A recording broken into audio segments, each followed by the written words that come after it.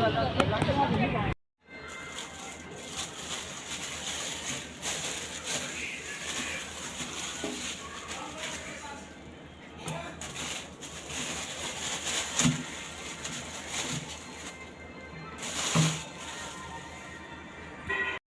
Friend, જય શ્રી કૃષ્ણ બધાને. કેમ છો બધા? મજામાં ને? તો મજામાં જ હશો ને. Welcome back to my YouTube channel. જો પ્રિયાંશ લેસન કરવા બેઠો છે અને આજે જો ફાઇનલી પ્રિયાંશના મેં આમ જો જેના વાળ મેં કપાઈ દીધા છે. ફર પાછળ ફર. જો આજે મેં એના વાળ કપાઈ દીધા છે. આજે અમે આવ્યા ને તો મેં એને કીધું તું નીચે આવી જજે અમારા આવતા પહેલાં, પણ એને ગમતા નથી. પણ સ્કૂલમાં આવા જ વાળ ચાલે હો પીયું. બુલેટ કટ ફુલેટ કટ ના ચાલે.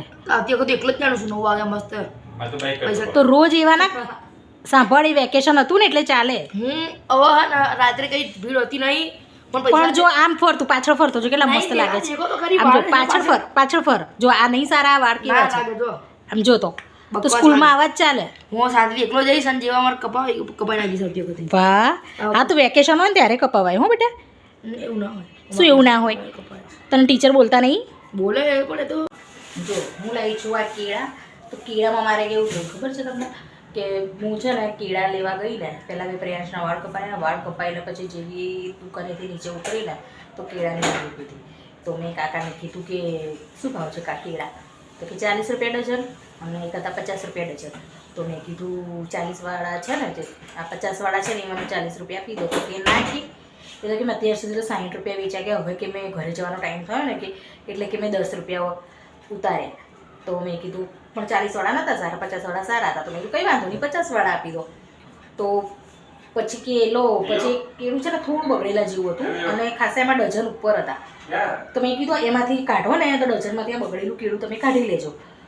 તો કે વાંધો નહીં, તમને 2-3 કેળા વધારે આપીશ. તો અમે મને 2-3 કેળા વધારે આપ્યા પણ 10 રૂપિયા ઓછા ના કર્યા. મેં કીધું જબરું કહેવાય આ તો. મેં કીધું કંઈ વાંધો નહીં, 10 રૂપિયા ના ઉધારે તો એના બદલામાં આપણાને 2-3 કેળા વધારે આપી દીધા. તો આવા લોકો પડ્યા છે. ઊંઘી ગયો અંદર આવી? હે મોબાઈલ જોવો છે?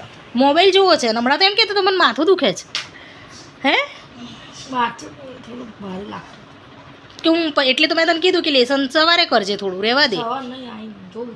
હે તો માથું દુખતું હોય તો બેટા આરામ કરાય, ફોન જોવાય. એટલે જ મેં તને કીધું કે પછી કરજે લેસન. હે એ ભગવાન, પીયું આવું બાનું તું મારી આગળ કાઢજે, બીજા કોઈની આગળ ના કાઢતો. બાનું ના કહેવાનું. તો વાળ આવા કપાયા એટલે માથું દુખે છે એમ? કોઈ ગાડું કહેશે તને? Thank you. શું થેન્ક યુ? તું સાચું બોલ, તને માથું દુખતું તું લેસન કરવા બેઠો ત્યારે? ભારે તો લાગે જ છે, દુખતું. તો મેં તને એટલે શું કીધું કે તું લેસન સવારે કરજે. મોબાઈલ તો દેખો. તો મોબાઈલ દેખીશ તો નહીં દુખે? જબરું કહેવાય. હા નીચે રમવા આમ કે છે માથું દુખે છે. નાટક બાજ, જબરો નાટક બાજ છે હો તું તો. લઈ ચાલ ફોન. કહું પપ્પાને? ઓય ઊંઘી ગયો. સાંભળો છો? આ કે મને માથું દુખે છે એટલે મેં કીધું લેસન પછી કરજે સવારે. અને હવે કે છે નીચે જવું. પપ્પાએ શું કીધું મને કે આ શું કરે છે કે અંદર ગરમી નહીં લાગતી કે એને કે એસીમાં આવીને ઊંઘી જાય. મેં કીધું માથું દુખે છે એટલે ઊંઘી ગયો. તો તું તો ભાઈ ફોન મચેડે છે. અને મને શું કહે છે ખબર છે કે વાળ એવા કપાયા ને એટલે. પીવું કોઈ હસશે તારી પર, તું આવું ના કરતો, કોઈને કહેતો નહીં. કરતો તમે મને કીધું એ કીધું. તો લેસન ક્યારે? સવારે? હે સારું ચાલ, જવું હોય તો થોડીક વાર જઈને આવતો રહેજા હો.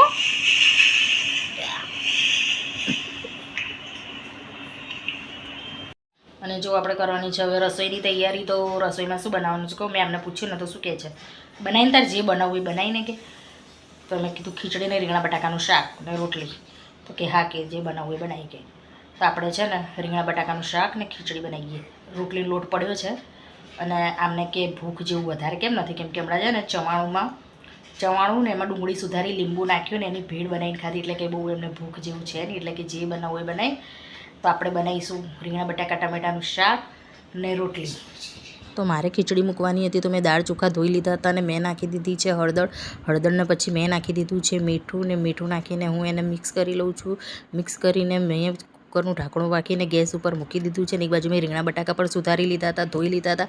હવે ગેસ ચાલુ કરીને મેં મૂકી દીધી છે કઢાઈ, ને કઢાઈમાં નાખું છું તેલ. ને પછી મારો હિંગનો ડબ્બો નહોતો મળતો, પછી મળી ગયો અને મેં તેલમાં નાખ્યું રાઈ, જીરું, મેથીના 2-3 દાણા, હિંગ, અને પછી હું એમાં નાખું છું લીલા મરચાં, અને પછી એમાં નાખું છું હું થોડી હળદર નાખીને રીંગણા બટાકા નાખી. તો હું આ રીતે સિમ્પલ જ બનાવું છું.